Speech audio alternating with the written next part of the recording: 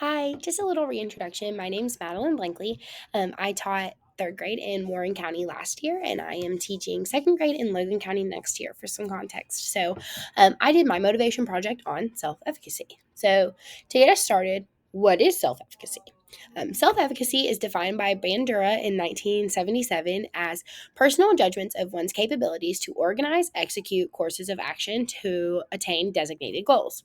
Self efficacy is separate from self esteem as it only focuses on an ability to do a specific task.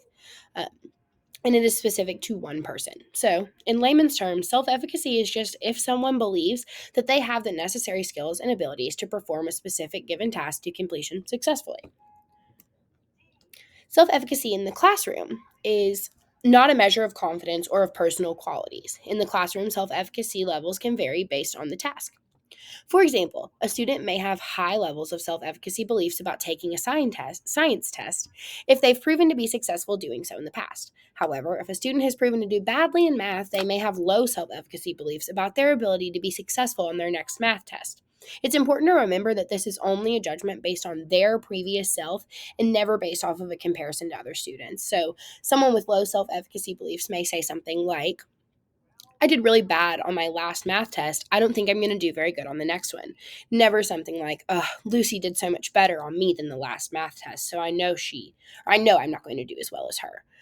It's only a comparison between them and their previous and future self. How does self efficacy impact the classroom? Well, let's start by talking about behaviors. As you can assume, if a student has low levels of self efficacy beliefs, it can lead to task avoidance and an increase in negative behaviors. If they don't think they're going to be successful, if they don't think they'll be able to complete a task, they're going to do everything they can to try to get out of it, especially in those elementary classrooms. Um, Anxiety. Low levels of self efficacy beliefs can cause students to feel anxious or overly worried about performing specific tasks. If they don't think they're going to do well, they're going to be less confident. They're going to feel less confident to ask questions. And all of that is going to play into student achievement. Low levels of self efficacy beliefs have been linked to low levels of achievement. On the opposite side, high levels of self efficacy beliefs have been linked to high levels of achievement. And that's just kind of common sense. I mean, we all can understand when a student doesn't think that they're good at something, it's less likely that they're going to do it well. And when a student does feel confident and they do feel like that they are going to be able to do something successfully, that's a huge motivator for them to do it very well. So, what are some other things that are associated with self efficacy? And really closely related to self efficacy is one's self concept. Self concept is defined by Rogers in 1951 as a global perception of oneself and one's self esteem reactions to that self perception. Self concept could be measured by asking a student, are you good at math? Whereas self efficacy is more task specific and could be gauged by asking a student, how sure are you that you could solve a 4-digit subtraction problem? So, self concept is a more broad effect, but it does kind of play into self efficacy. So, what does that mean for student outcomes? Well, it means that students with low self concepts in certain subject areas will typically have lower self efficacy beliefs about tasks within that subject area. This can lead to those negative student outcomes, such as the behaviors, anxieties, and achievement levels that I've previously discussed with you. Simply put, let's go back to that math example. If you ask a student, are you good at math? And they say, oh, yes, math is my favorite subject. Then, when you follow up with the question about their self efficacy level and say, do you feel confident you could solve a 4-digit subtraction problem? They're going to say, yeah, that's easy peasy. So, that high level of self concept correlates to high levels of self efficacy beliefs. Oppositely, if you ask them, are you good at math? And they say, oh, no, I'm really bad at math. Then, when you follow up with that question about 4-digit subtraction problems, then they're going to have the same kind of low response. No, I don't think I could do that successfully. So, the empirical research that I looked at to delve further into self efficacy was a study that looked at how self efficacy and resilience played into motivation for students that studied online during the COVID-19 pandemic. I picked this because I thought this was really interesting. Most of my undergrad happened during that time, and there definitely was like a difference between me and some of the other people that I lived with and had class with regarding group projects and things like that. And I was interested to see how self efficacy played into that. So, the type of research that was conducted was correlational research, where they looked at two variables. of online students' levels of self efficacy and resilience.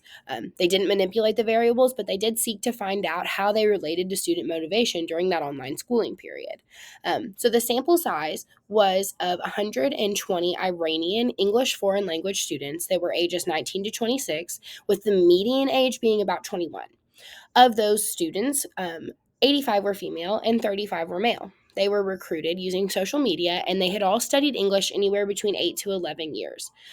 So they measured two constructs, being resilience and self efficacy, and how that related to motivation. And they used two main hypotheses.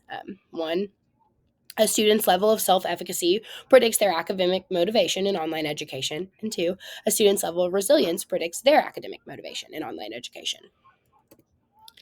So the type of analysis that was conducted was it used causal analysis to describe the cause and effect relationship between high levels of self-efficacy and resilience with higher levels of motivation in students in their online education journey. The overall results found that there was a clear correlation between high levels of resilience and high levels of self-efficacy and motivation.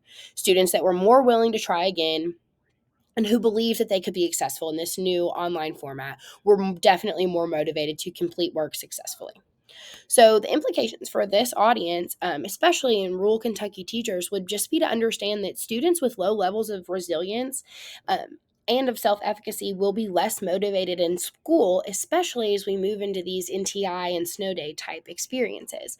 Lots of students in rural Kentucky areas come to us with the idea like, I don't need to read, I don't need to be good at math, I'm going to farm, I'm going to do these things that my grandparents did without ever graduating high school.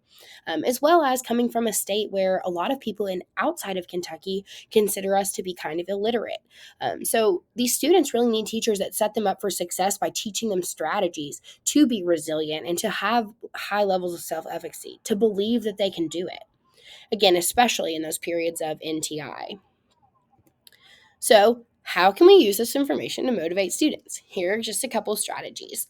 These are really more applicable to a elementary classroom, but strategy one would just be to build supportive relationships. Research shows that students who feel supported are more likely to take risks and recover from failure better. So it helps them to keep that high level of self efficacy even when they've fallen short.